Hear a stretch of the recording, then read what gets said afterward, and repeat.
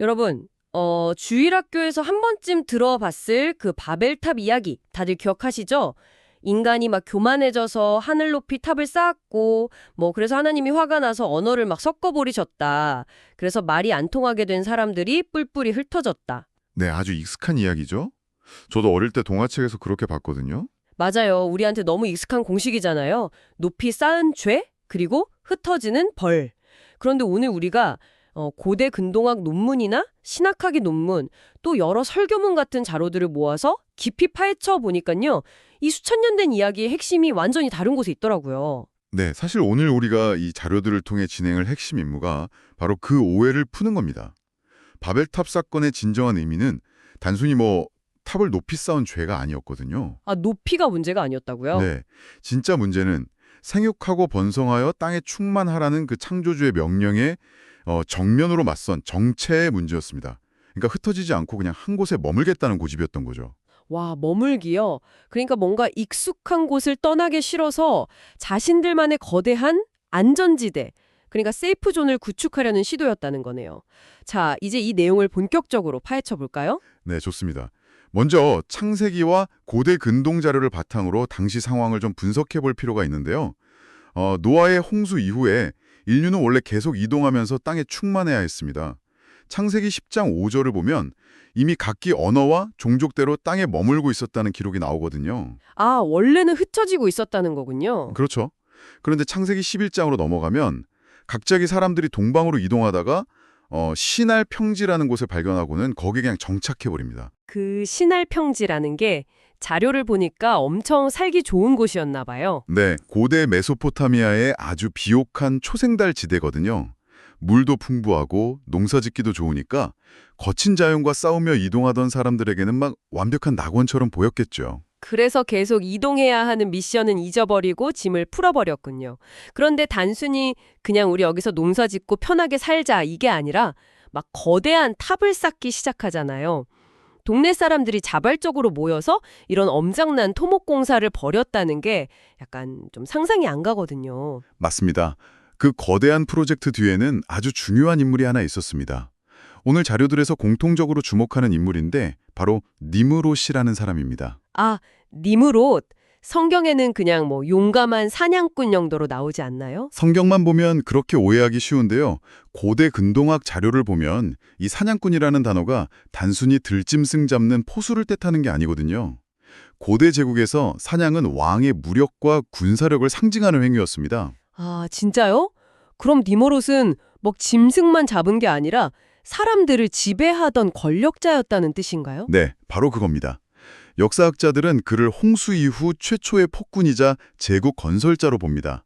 그러니까 사람들을 억압해서 권력을 쥔 거였죠. 잠깐만요. 그러면 성경에 나오는 그 우리의 이름을 내고 온 지면에 흩어짐을 면하자.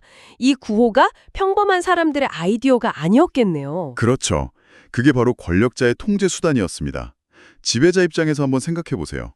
사람들이 하나님의 명령대로 막 온 땅으로 흩어져 버리면 자기 권력을 떠받쳐줄 노동력이나 군사력이 다 사라지잖아요. 아하, 흩어지면 세금 낼 사람도 없어지니까요. 네, 그래서 니므롯 같은 지배자는 사람들을 한 곳에 묶어두기 위해 시날 평지에 도시들을 세우고 아주 억압적인 왕국을 형성한 겁니다. 하나님의 뜻에 정면으로 반하는 사람의 도성을 세운 거죠. 와, 진짜 소름 돋네요. 안전을 핑계로 사람들을 가두고 통제사회를 만들어버린 거군요. 그리고 제가 자료에서 발견한 또 다른 흥미로운 디테일이 있는데요. 그들이 건축할 때 돌 대신에 벽돌을 쓰고 진흙 대신에 역청을 썼다는 부분 말이에요. 아, 네. 아주 중요한 포인트를 짚으셨습니다. 저는 어릴 때 이거 읽고 그냥 와, 고대인들이 드디어 건축 신기술을 개발했구나 이렇게만 생각했거든요. 그런데 이거 막 공장에서 똑같은 규격의 제품을 무한정 찍어내는 것 같은 그런 느낌이 들더라고요. 네. 여기서 정말 흥미로운 점은요. 고대 건축에서 자연 상태의 돌은 크기나 모양이 다 제각각이잖아요. 그래서 다름을 인정하고 조화를 이루어야 건물을 지을 수 있습니다. 하지만 벽돌은 다릅니다. 벽돌은 다 똑같이 생겼잖아요. 네모 반듯하게. 바로 그겁니다. 벽돌은 도량형의 통일을 의미합니다. 강력한 중앙집권적 통제가 시작됐다는 뜻이죠. 사람들을 벽돌처럼 똑같은 크기와 모양으로 찍어내겠다는 전체주의의 상징인 겁니다. 와, 회계로와의 상징. 약간 그 개개인의 차이를 완전히 억압하는 거네요. 네, 거기에 역청이라는 끈적끈적한 접착제로 틈새를 완벽하게 메워버리죠. 틈이 없다는 건 다름을 전혀 용납하지 않겠다는 폭력성을 보여줍니다. 하나의 목소리만 강요하는 제국주의의 본질이 바로 바벨탑 건축의 진짜 죄악이었던 겁니다. 아, 진짜 무섭네요. 다 똑같은 생각만 해야 하고 다른 목소리를 내면 배척당하는 그런 숨막히는 지옥이었겠어요. 그렇다면 여기서 진짜 큰 질문이 하나 생깁니다. 인류가 막 획일화된 전체주의로 치닫고 있는데 하나님은 어떻게 반응하셨을까요? 하나님이 내려오셔서 그들의 언어를 혼잡하게 하시고 온 지면에 흩으셨죠. 창세기 11장 9절에 나오는 내용입니다. 네, 그러니까 도대체 이 모든 게 무슨 의미일까요? 단순히 사람들이 괘씸해서 벌을 주려고 언어를 막 뒤섞어 버리신 걸까요? 솔직히 당사자들 입장에선 하루아침에 가족끼리도 말이 안 통하게 됐으니까 엄청난 저주처럼 느껴졌을 텐데요. 당장 소통이 단절된 사람들에겐 엄청난 혼란이었겠죠. 하지만 오늘 종합한 자료들은 이 사건에 대해 아주 놀라운 반전을 제시합니다. 하나님의 개입은 결코 저주나 심판이 아니었다는 겁니다. 심판이 아니었다고요? 그럼 뭐죠? 오히려 정체된 인류를 구원하기 위한 은혜이자 계획된 복이었습니다. 인류가 하나의 획일화된 사상으로 뭉쳤을 때 얼마나 거대한 악을 저지를 수 있는지 역사가 이미 증명하고 있잖아요. 아, 그 전체주의 말씀하시는 거군요. 무솔리니나 나치 독일처럼 막 똑같은 제복 입고 소수자를 탄압하던 그런 거요? 네, 맞습니다. 언어와 민족을 나누신 것은 인간이 하나 되어 스스로를 파멸로 몰고 가는 그런 거대한 폭력의 규모를 제어하신 겁니다. 다름과 구분을 통해서 새로운 선의 가능성을 창조하신 거죠. 와, 듣고 보니까 이거 약간 식물의 생태계랑 비슷한 것 같아요. 그러니까 왜 우리가 한 가지 작물만 심으면 전염병 돌 때 싹 다 죽어버릴 수 있잖아요. 근데 다양한 씨앗이 흩어져서 숲을 이루면 생태계가 훨씬 건강해지는 거랑 똑같은 거네요. 하나님이 다양성이라는 축복을 주신 거군요. 아주 탁월한 비유입니다. 창조의 섭리를 보면 각기 종류대로 만드셨다고 하잖아요. 하나님께 다양성은 혼란이 아니라 아름다움입니다. 이것을 더 큰 맥락과 연결해보면 훗날 신약의 오순절 성령 강림 사건과도 기가 막히게 이어집니다. 오순절요? 아, 예수님 제자들이 막 각기 다른 방언으로 기도했던 그 사건이요? 네, 오순절에는 사람들이 각기 다른 언어로 말하면서도 영적으로 아주 깊이 소통하게 됩니다. 바벨탑에서 흩어졌던 언어를 다시 하나로 획일화시키신 게 아니라요. 아, 생각해보니까 그러네요. 하나님이 다시 옛날처럼 막 하나의 언어만 쓰게 만드신 게 아니잖아요. 맞습니다. 만약 언어를 하나로 통일하셨다면 인간은 또 바벨탑을 쌓았겠죠?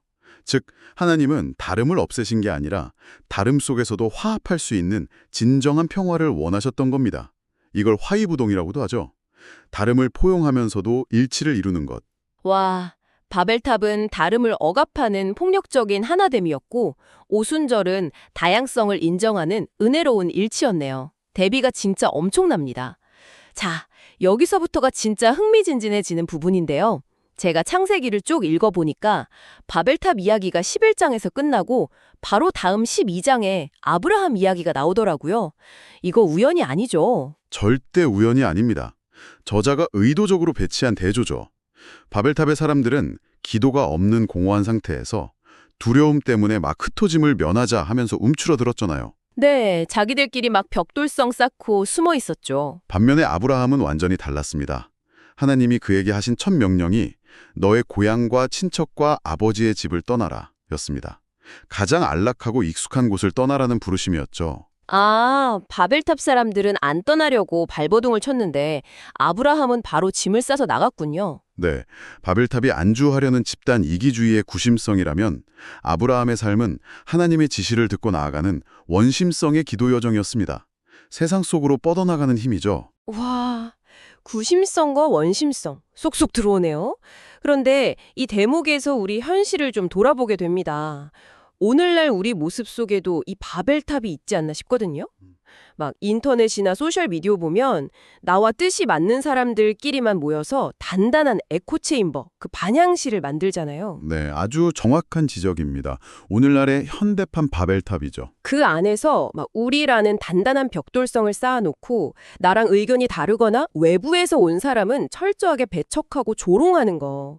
이게 진짜 집단 이기주의 아닌가요? 맞습니다. 신앙이나 공동체의 본질은 우리끼리 모여서 안주하는 게 아니거든요. 마태복음 28장의 지상명령에서도 예수님이 모든 민족으로 가라고 하셨습니다. 가라, 그러니까 떠나라는 거네요. 네, 흩어져야 흘러갈 수 있으니까요. 복음의 은혜는 고인물이 아니라 흩어져서 세상을 향해 흘러갈 때 진짜 능력이 나타납니다. 맞아요. 고인물은 결국 썩기 마련이잖아요. 자, 오늘 우리가 나눈 이 깊이 있는 심층 탐구를 슬슬 요약해 볼까요? 바벨탑은 그저 높이의 문제가 아니라 흩어지지 않으려는 정체와 회귀로와의 문제였습니다. 그리고 언어를 흩으신 하나님의 개입은 전체주의로부터 인류를 구원하시고 세상을 향한 위대한 회복을 시작하신 사건이었네요. 네, 오늘 방송을 들으시는 여러분께 꼭 하나 당부드리고 싶은 게 있습니다. 이 말씀이 막 지금 당장 짐을 싸서 먼 해외로 떠나라는 뜻은 아닙니다. 다만 우리가 속한 공동체, 내 직장, 우리 교회, 우리 모임이라는 그 편안한 울타리가 혹시 나와 다른 사람을 밀어내고 하나님의 넓은 계획을 가로막는 단단한 성벽이 되고 있지는 않은지 스스로 성찰해 보셨으면 합니다. 아, 정말 와닿는 말씀입니다. 자, 이제 들으시는 여러분의 삶을 돌아볼 차례입니다. 지금 여러분이 가장 편안함을 느끼고 막 절대 벗어나고 싶지 않은 여러분만의 그 신할 평지는 어디인가요? 어쩌면 여러분의 성장을 가로막는 가장 큰 장애물은 여러분 스스로를 보호하겠다고 너무 단단하게 구워낸 그 이기적인 벽돌일지도 모릅니다. 오늘 당장 그 단단한 성벽에서 벽돌 하나를 과감하게 빼내어보는 건 어떨까요? 그 빈자리에 바깥 세상과 소통할 수 있는 작은 창문을 만들어 보는 겁니다. 다름을 포용하는 그 멋진 흩어짐의 첫걸음을 저희가 응원하겠습니다.